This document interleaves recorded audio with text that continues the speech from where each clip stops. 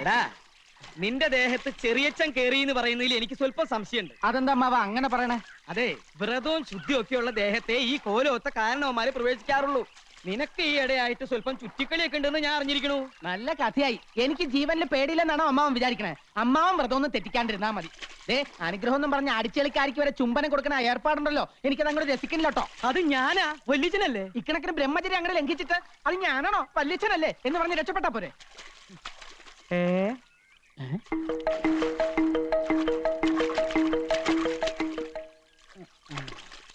കണ്ടോ, സ്ത്രീകളെ കാണുമ്പോൾ ഈ നോട്ടം തന്നെ ശരിയല്ല. ഞാൻ ആരാണെന്ന് നോക്കിയതാ. അത് ഞാൻ നോക്കി പറഞ്ഞുതരാലോ. നമ്മുടെ അടിച്ചെളിക്കാരി മീനാക്ഷിയാ. യോ, നോക്കി നിന്ന് കൺട്രോളുകളാ ഞാനില്ല. ഞാൻ പോവാണേ. എനിക്ക് നല്ല കൺട്രോൾ ഉണ്ട്. നീ പോയിക്കോ. എനിക്ക് ഇത്തിരി നേരം കൂടെ കുളിക്കണം. മനഃശക്തി വേണടാ, മനഃശക്തി. ഓ, മനഃശക്തി സ്വന്തമായിട്ട് ആനയെ വാങ്ങാനോ കഴിവില്ല. അപ്പൊ പിന്നെ ഉത്സവം കണ്ട് രസിക്കാലോ അല്ലേ? നീ എന്താ ആനാന്ന് പറഞ്ഞോ? അല്ല, അമ്മാവനെ കണ്ട ഒരു ആന ചന്തണ്ടെന്ന് പറഞ്ഞതാ. ഇതൊന്നും അല്ലടാ, ഒരു 10 വർഷത്തിന് ശേഷം നീ എന്നെ കണ്ടിട്ടുണ്ടോ? പിന്നെ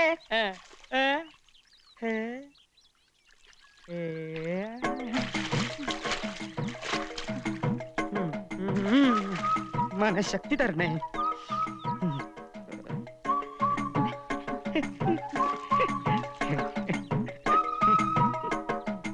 ചിരിച്ചിട്ടൊന്നും കാര്യമില്ല, ബ്രഹ്മചാരിയായി പോയില്ലേ.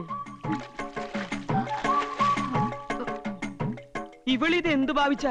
ഞാൻ അത്രക്കാരനൊന്നുമല്ല. ഭഗവതി, മനഃശക്തി തരാൻ മറന്നു പോവല്ലേ. നീ മനഃശക്തി ഒന്നില്ലെങ്കിലും ഞാൻ സ്വന്തമായിട്ട് ഇത്തിരി മനഃശക്തി ഉണ്ടാക്കാൻ പോവാ. കിട്ടില്ലോ, കിട്ടി.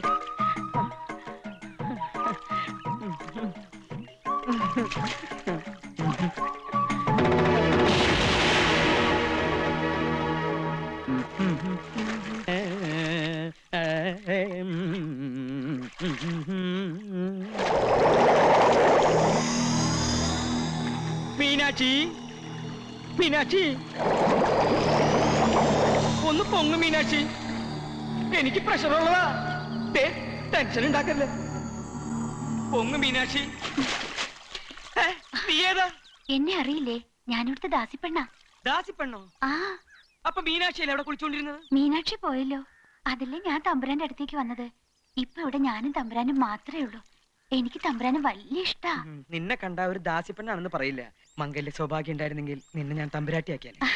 എങ്കിൽ അതെന്റെ ഭാഗ്യ. സന്ധ്യാസമയത്ത് ഇങ്ങനെ ഒറ്റയ്ക്കൊന്നും ഇറങ്ങി നടക്കരുത്. ഇവിടെ സർവത്ര കുഴപ്പങ്ങളാ. എനിക്ക് പേടിയൊന്നുമില്ല. പേടിക്കണം. ദുരാത്മാക്കള് പലതും അലഞ്ഞു നടക്കണ സ്ഥലാ ഇത്. മരണത്തെ പേടിച്ചേ പറ്റൂ. മരണത്തെ എനിക്ക് പേടിയില്ലല്ലോ. അതെന്താ? ഒത്തിരി വർഷങ്ങൾക്ക് മുൻപ് ഞാനൊന്ന് മരിച്ചതാ. എന്താ പറഞ്ഞേ? തമ്പുരാൻ എന്ന് കുഞ്ഞാ, ഓർമ്മ കാണില്ല.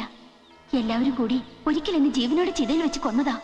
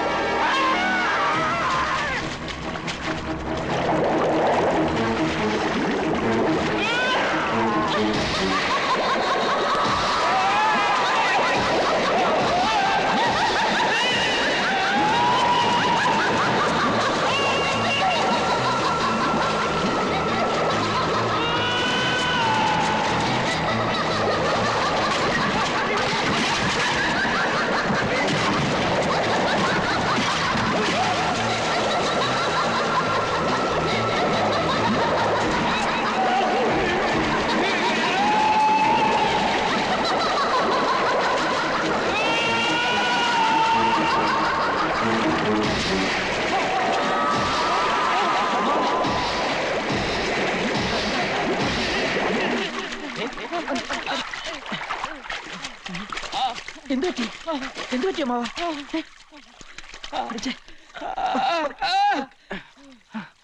എന്താ എന്താ ഇവിടെ ഒരു ബഹളം?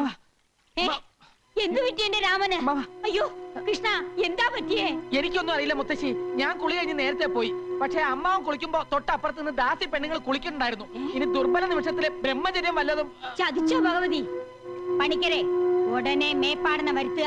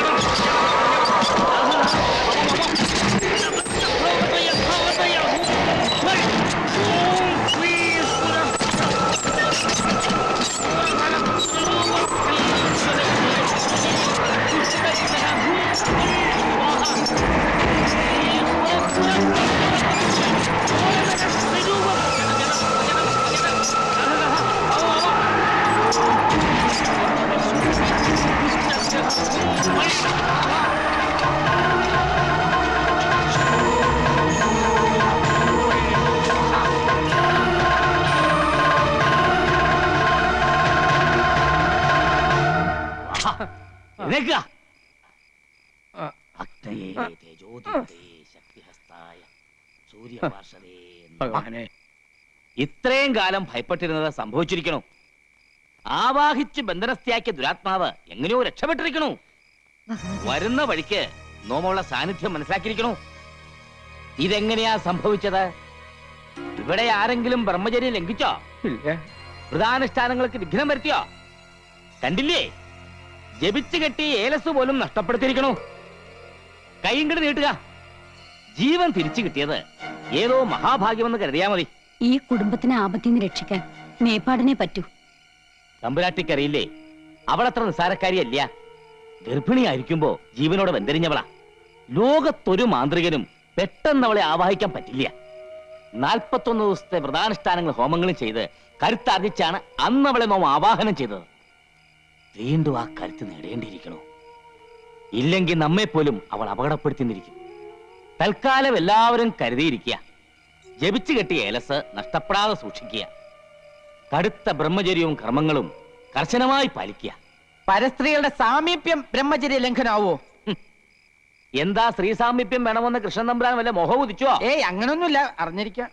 ഈ തറവാട്ടിൽ ഇന്ന് ജീവിച്ചിരിക്കുന്ന അനന്തരാവകാശികളായ 3 ആന്തരികളും കർശനമായി ബ്രഹ്മചര്യം പാലിച്ചേ പറ്റൂ. യക്ഷി എന്നെയാ നോട്ടിട്ടിരിക്കണേ. വല്ല ദാസ്യപ്പെണ്ണിന്റെ രൂപത്തിലും ഇനിയും അവള് വന്നാലോ?